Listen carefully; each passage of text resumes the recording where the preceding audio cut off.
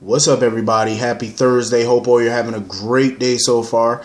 Before I get into this video, so word on the curb is that they found a new Nina Reeves, Cynthia Watros.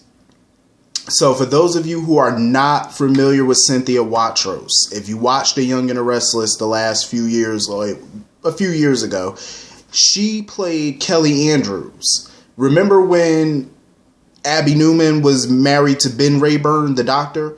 Kelly Andrews was his sister, and Kelly was dating Jack Abbott when Phyllis was in the coma. And then they had this little three-way kind of thing, like a little love triangle, Jack, Phyllis, and Kelly. And that's when she went crazy and Victor kind of, got into her ear and she went nuts and stuff like that. And she was killed and stuff. Yeah, and she also played, Cynthia Watros also, I believe, played Crazy Annie on Guiding Light, I want to say. Was it The Guiding Light? So, yeah, so that's what I'm hearing. Cynthia Watros is taking over the role of Nina. I like Cynthia Watros. I really do. Her and Michelle Stafford kind of favor each other just a smidge, not by much, but a little. One is a redhead, or somewhat redhead, and another is straight up blonde. But Cynthia Watros is a very versatile actress. She plays crazy very well. She's good, but for me, I would have took this opportunity just to get rid of the Nina character altogether. I'm just saying. I mean, I was fearful that they were going to recast that role, but I had a feeling that they were going to do it. That they were hell bent on recasting. That's what I was scared of. I was hoping they would have just 86 the whole character, but I digress. I was hoping they would have got rid of the Nina character. Like, not kill her off, but, just have, Valentine's secret come out, have her blow up and get mad and just leave town. You know what I mean? Like, that's what I was hoping for, Live to fight another day. She could come back again down the line and pop in here and there, or Maxie could have a phone call with her. Something like that, but whatever. Yeah, so anyway, moving on from that. So let's get into this episode. This episode was sad but entertaining at the same time. Let's get down to, I really want to talk about the Oscar stuff first. That's what I've been chomping at the bit to talk about, because that was such an emotional roller coaster of a scene today. I was not here for it.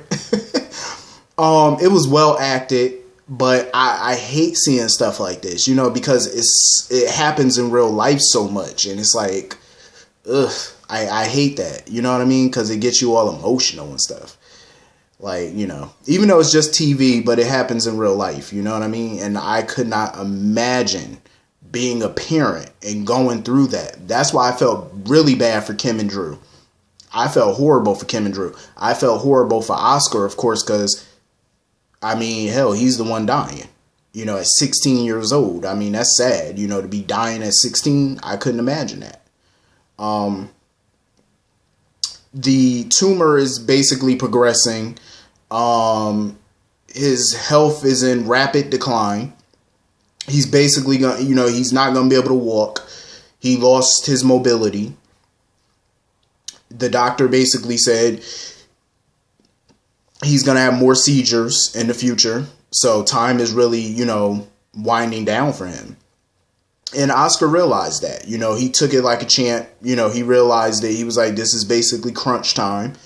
And it is, which is sad. I feel bad for them because Kim and Drew and Monica, they're trying everything to make him comfortable and figure out the next step and what they should do. And like the doctor said, ain't really nothing they can do.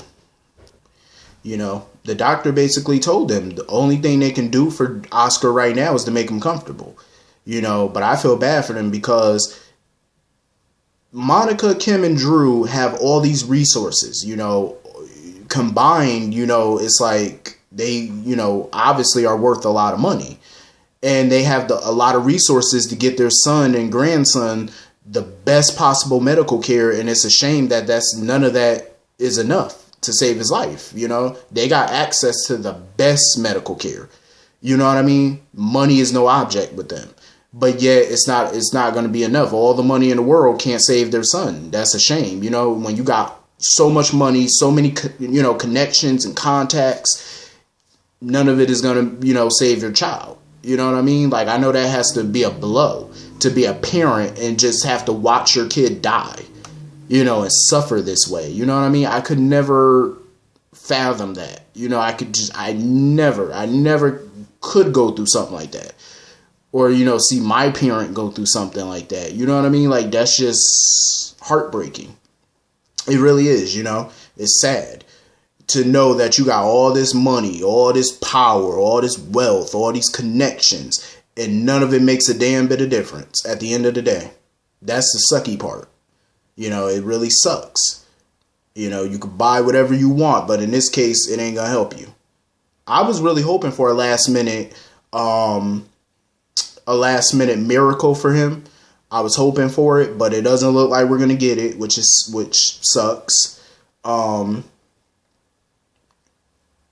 I'm just glad, you know, that they had that support system. You know, I know a lot of people that, of course, didn't want to see Sonny and Carly at the hospital and stuff like that. But, you know, at the end of the day, you know, I too get tired of seeing them every day. But you know what? They were there to support at the hospital, not just Jocelyn, but, you know, Kim and Drew and Oscar. You know, they were there to support all of them. So, you know, that's what you need in times like this. You need a support system, a very strong support system, no matter where it's coming from. All you need is positive vibes and positive people and energy around you. And that's what they were there to help out with, you know. So I guess they made the decision. Oscar made the decision to move into the mansion. He's going to stay at Monica's and stuff like that for his last days. Of course, you know, Drew let Jocelyn know she can come by anytime and hang out with Oscar. I feel bad for her. You know, this is like her first love. You know what I mean? Like, I remember the first episode where her and Oscar really like started talking and stuff. And that was at the party that Trina threw at Carly's house. I believe when Carly and Sonny were, I want to say, in Puerto Rico. Yeah, I think it was around the time Sonny and Carly were in Puerto Rico, and that's when her and Oscar really started talking and stuff like that. I remember felt like it was just yesterday, and it was like 2 years ago. But damn, like, time has really like moved pretty quick for them, you know, and this was like her first love. But like I said, the writers are obviously trying to go for a modern day Stone and Robin type storyline, even though a lot of people don't like that, you know, that comparison. But you can tell that's where they're trying to go with it. They're just trying to make it a modern version of it. You know what I mean? Minus the whole HIV, AIDS, and all that. Which I can appreciate. You know, like I said, nothing compares to Robin and Stone, though. Nothing compares to that storyline. That storyline was groundbreaking. It was major at the time. You know, people are still talking about it today. It was major. You know, you can't duplicate that. But this storyline, you know, it tugs at your heartstrings, too. You know, it tugs at it differently than the Robin and Stone storyline do. You know, they both have a different type feel. I mean, you feel bad either way, but it's a different feel, different vibe to it. Especially when you're dealing with a whole different medical situation and different people. But I'm just glad, you know, Kim at least had Julian and stuff. See, this is what I'm talking about, though. I just wish Sam could have been there at the very least for Drew. You know what I mean? Like, this is a man that she did love at some point. Even after, you know, it was revealed that he wasn't Jason and stuff like that, she still continued to love this guy. And it just sucks that she hasn't been there for him during this time. Like, you know, she's been popping in and out asking about Oscar, but this is a time where she really should have been at the hospital, you know? This is the father of her daughter. You know, she should have been there with him, you know, at the very least had Scout there, you know, something like, you know, just be there. You know what I mean? Like, I understand she got her hands full with Christina, but that situation is being taken care of. Like, she should have been there. You know, that's just my thought on it. That's just my opinion.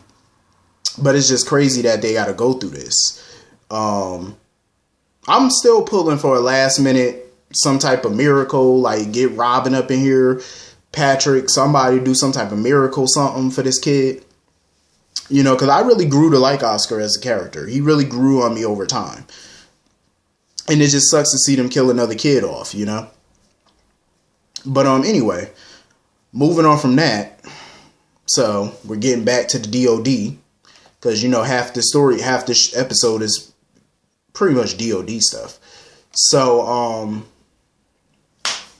Christina was getting on my last nerves today, which I knew she would. She was, you know, they brought her to some type of safe house or whatever, and here she go throwing out all type of insults. Well, not insults, but little hissy fits and threatening people, talking about, oh, I'm going to have you charged with kidnapping, and she tried to tell Alexis, I'm going to have you disbarred. Sonny and Alexis did not give a damn about her little threats. They did not care. When she told Sonny, oh, you kidnapped me, and he was like, I've committed way worse crimes than this. Kidnapping ain't nothing to Sonny. This is a man that committed murders and all type of stuff. Attempted murder. You think this is anything? Kidnapping is something to Sonny? This ain't the first time Sonny kidnapped somebody. Like he care. Please, Diane could get him off of this in 5 minutes. That ain't nothing. Like, please, like Sonny care. And you really thought Alexis would care about being disbarred? Please, she pretty much lost her license before. You know what I'm saying? Like, come on now. Alexis don't care. But like I pointed out yesterday, even if Alexis do end up losing her law license or whatever, at the end of the day, Anna, Robert, you know, she cool with the two of them, and they could easily, as WSB agents, they got some pull with the Bar Association. So they could easily help get her license back. That ain't nothing. They could pull miracles, so that ain't nothing. You know what I mean? Alexis don't care. When it comes to her child's safety, you really think she care about her little career? But I do have to agree with Alexis on one thing. I mean, the whole kidnapping thing obviously didn't work. Like, seriously. And that's what Neil was trying to basically, you know, tell Alexis and Sonny. Like, Christina has to do this on her own. That's like a drug addict.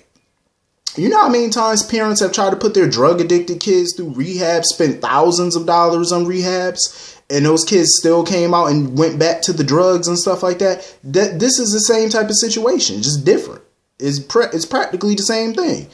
They have to want the help. If Christina don't see nothing wrong with the DOD and her thinking that she needs some help, what can you do? This is what I'm talking about. I mean, in theory, the whole kidnapping her and hiring a therapist to do some type of exit therapy, yeah, that's good in therapy. It's good it's good in theory. It's good on paper. But implementing it, oh, that's going to backfire on you. I had a feeling it would. I mean, this is Christina we're talking about. The girl ain't got no common sense. She wouldn't know how to spell common sense. She'll probably say C-O-M, I don't know the rest. You know? She just she just dense.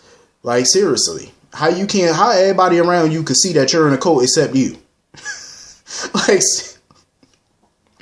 if it walked like a duck, quack like a duck, guess what? It's a damn duck. Fool. She's like, my Lanta. She gave me a migraine. Then try to sit there and threaten the doctor. Oh, you're an accessory to a kidnapping. Shut up, Christina. Nobody cares nothing about your little idle threats. Please, all these people got enough power and money to get out this mess. They don't care nothing about your little threats. They all have complete deniability. You were drugged. They saw that you were stumbling out the DOD house. Jason could easily lie.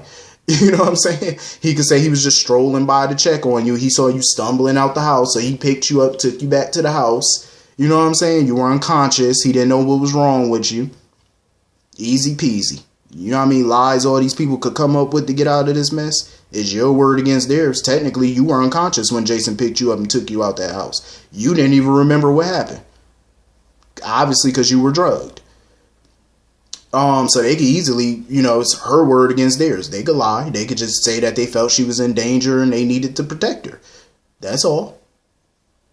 They could lie. Sonny is just crazy. I love the banter between him and Alexis. Him and Alexis, that banter is so crazy. Where he was basically like, talking about what the DOD was about to do to her, talking about they were going to screw her. Alexis was like, can you please use different wording? Sonny was like, I could say worse. Yo, I love the banter between him and Alexis. It's hilarious. I don't blame Sonny. Sonny was just keeping it real. He was like, I could say worse than what I just said. Because he said screwed. I mean, yeah, it's a little crass, but he could have said something else. I'm just saying, he was just trying to, be as politically correct as humanly possible. What else was he supposed to say? Rape? Whatever. I mean, call it whatever you want. But, they're just doing whatever they can to protect her. I just feel like it's all for nothing. All of this is for nothing. You want to know why? Because if she's not going to learn her lesson and she wants to immediately go back there and stuff like that, which clearly she does, you have to let this girl do what she's going to do. At the end of the day, she's an adult. Like, if she don't want the help, she's not going to get the help, period. You can't force help on somebody. They have to want it. Because if they don't want it, they're going to keep going back to it. That's like I said about alcoholics and drug addicts. They're going to keep going back to it because they don't want the help. She got to hit rock bottom first. That's what they need to let Christina do. Hit rock bottom. Let that girl hit rock bottom. Then she'll come to you for help. That's when you know she want the help. She has to want it. You can want it for her all you want to, but she has to want it. Clearly she ain't hit rock bottom yet. So I know it's hard as parents to sit back and let your kids and watch your kids go through this mess. Even like I said with drug addicts, it's hard for parents, to see their kids strung out and this, that, and the third. Yeah, it's hard for you to do, but hey, sometimes they gotta learn a lesson. They're adults. They're not children anymore. You know what I'm saying? You did your job as a parent. You raised them. You taught them right from wrong. Once they hit adulthood, the rest is up to them. I mean, what else can you possibly do? All you can do is be there for them when they hit rock bottom and be there to try and catch them. That's all you can do. You know what I mean? But like I said, Christina clearly is an idiot. She doesn't want the help yet. So when she wants the help, then you be there and you help her. Then you hire her the best therapist money can buy. You do the exit therapy for her. Get her into some type of help, counseling, whatever. That's what you do when they want the help. But don't try to put yourself in bankruptcy and all that, trying to, keep spending all this money and money. You know what I mean? Like, no. No. She don't want the help yet, so you can't help her. See, Shiloh and Harmony were worried about that cup that Christina drank out of. That's what they were worried about. And I think the reason they were worried about it, obviously, because Harmony drugged that cup. Whatever juice, whatever she was drinking, she drugged it. And that's what they're worried about. Because think about it, Jason has the cup. So if they get that cup tested and it comes back with some type of drug in it, that's how they can prove that she was drugged. Or they can get Christina tested. But Christina not going to willfully get tested. She's not going to willingly get tested. So that's going to be an issue in itself. But they should be smart enough to test that cup. I'm just saying.